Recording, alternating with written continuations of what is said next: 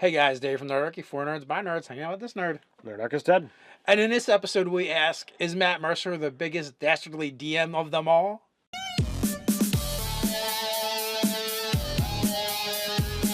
Jump down in the description below where you can sign up for Nerdarchy, the newsletter, get weekly gaming tips, as well as learn how to game with Nerdarchy. Alright guys, so this video is inspired essentially by Matt Mercer, and it kind of got me thinking. I was talking to staff editor Doug, who follows a lot of the different streams and shows, and he's a big fan of Critical Role. And, he was talking about all the flack that Matt was getting in the chat over and comments over, something that happened in their game. If you're following Critical Role, this is like one of the more recent things, so this might be a spoiler for you. Now, it's only going to be vaguely so because we don't really follow long content like that. I love when Matt was doing GM tips and stuff like that, but I just don't have 5 hours to burn at a time. Exactly. So, so the short of it is, like, they're tracking down and heading towards, like, the culmination of the campaign where they're going to eventually have to fight Vecna, who's ascended to godhood. And there's a couple characters that are serious damage dealers, assassins, if you will, and they go into this tower and they completely go damage heavy on these guys in armor. Yeah, 3 warriors completely bedecked in armor, head to toe. That they get the drop on them, take them out in a nutshell, and then they fall, and then the helmets fall away, or they take them off, and it's revealed that it's like a sibling of one of the characters. They're children of the characters. Like, these are people that they knew and loved. And turns out they were dominated into serving this powerful creature, and this leads us to how to do dastardly tricks, how to really shove that knife point in, to mess with your players. Right, and that was like the thing. Like, people were like telling Matt, "You're so evil." Maybe the players are telling him, "So evil. How could you do that?" But Matt is not the bad guy, right? He may control the bad guys, but he's not the bad guy. The bad guys have done it, not Matt. So it's Vecna's fault. So one of the things that as a DM you want to do is you want to think and have your villains act in accordance to what they are. So if you're trying to scare the heroes off your trail, having something like this happen is a surefire way to have somebody stop and rethink their choices, and that could be just enough of a slowdown to allow him to be, to gather that much more power. Mm-hmm. This is the way evil people react. This is the way evil people do. Right. Do they have more kids? Do they have more siblings, more family, more people they care about, they have to worry about? So it totally makes sense in the scheme of things. And it's, it's really a good way to connect and tie your players to the world and the game. And the fact that, there was people crying over this scene, it really does show what a great DM he is connecting people to the game and getting them vested personally in this campaign. So early on in one of your games, there was basically like a guardsman that went out of town to help us, and he almost dies, but he gets saved. He doesn't, he's in death saving throes, but he gets treated.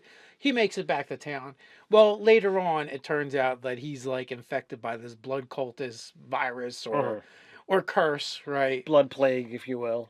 He gets all jacked and roided out and ends up working for the bad guys. But, at the same time, we knew him and, he helped us stop blood cultists and save people. But at the same time, he wasn't himself, and we knew because one of our allies had gotten the same curse, but he was able to shake it off, and this guy didn't. So we knew that he wasn't being himself. So eventually, we had to subdue him and get him cured, and he when he left the guard, he didn't he couldn't have any violence in his life anymore. He was he's like an alcoholic. He doesn't go to the bar anymore. Because he just can't be around it. But that made a deeper connection with us with that character because, first, he went on an adventure with us and he helped us and he was one of our companions and, he almost went down trying to help us, but he didn't. But then he comes back and he's actually the villain. He was like a low-level boss. And one of the things that a lot of people don't actually take into account is the Unspoken Time. If you're going to travel for several days, well, that might take 45 minutes tops, an hour and a half if there's, some serious combat in it to go through that. Where that's not the life that these characters are living. They've spent that several days. There's conversations. There's, oh, tell me about yourself. Oh, let me tell you about myself. And there's shared stories. There's camaraderie that's going to happen in the average adventurer when they're traveling with an NPC that people just don't always realize. So something happened in my recent games, Mm-hmm. right? Actually, the last two sessions. Okay. One is there's me and Ted, we share a campaign, we share a town, and Parak is this sailor, this river barge captain Mm-hmm. who's got a ship. Well, we booked passage with him at one point, and we encountered a dragon turtle. We killed it pretty easily. It took its carcass with us, and then we went our merry way and never thought about it again. Well, in my last session, that barge was attacked again by a dragon turtle, and it was furious because it knows that barge was connected to the murder of its mate. Nice. And then my players, like, they negotiated it, gave it, like, all the goods in the hold, and fed it one of the dead sailors and said that was the captain.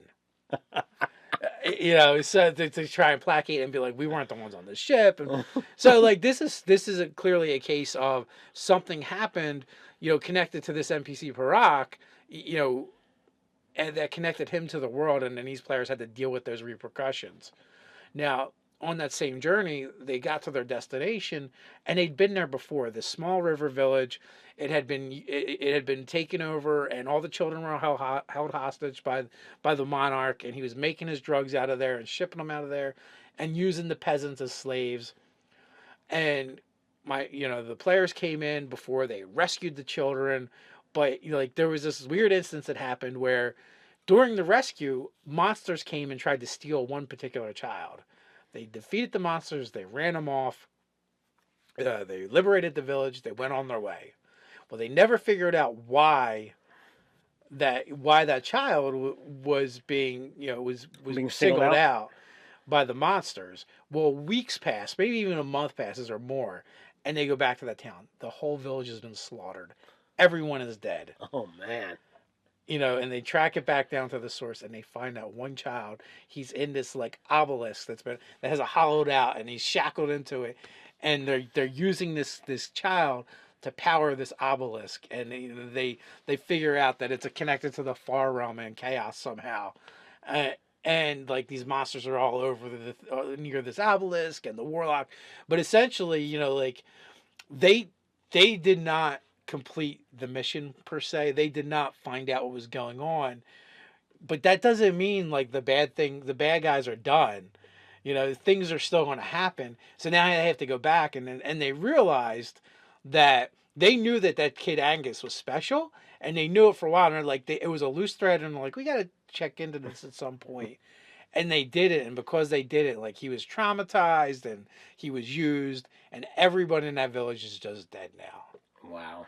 Does that make me a dastardly DM or a bit of a dick? Maybe, but in a real living, breathing world, these are the kind of things that are going to happen. Things that time moves on. If you ignore your enemies, they may not be ignoring you. They may go after the ones you care about. These are all possibilities. In my Griffin Gaff game, after Mark's character died, in the first few sessions, he decided, well, I'm just gonna make a new character and I'll be that guy's brother. I want to keep this character rolling as is, kind of like, I'm like, all right, no big I deal. think he was just being lazy and didn't want to make him a new character. Well, He did change the background after all. he did. So I wound up using that character as what I called a blood zombie. Over and over and over again. Well, what this creature wound up doing is it kept killing their mounts, and there's not really a big deal there, but it stops them from being able to travel faster. It allows them to be caught more readily on open ground because they're not moving as fast, and it kept becoming a problem until they actually did something about it. and I thought it was pretty fun and enjoyable for me. I don't know how well you guys felt, whether It you're was just being like harassed it was or. just like a dick move, and he was being a nuisance. Kept stealing our ride. But it was a lot of fun.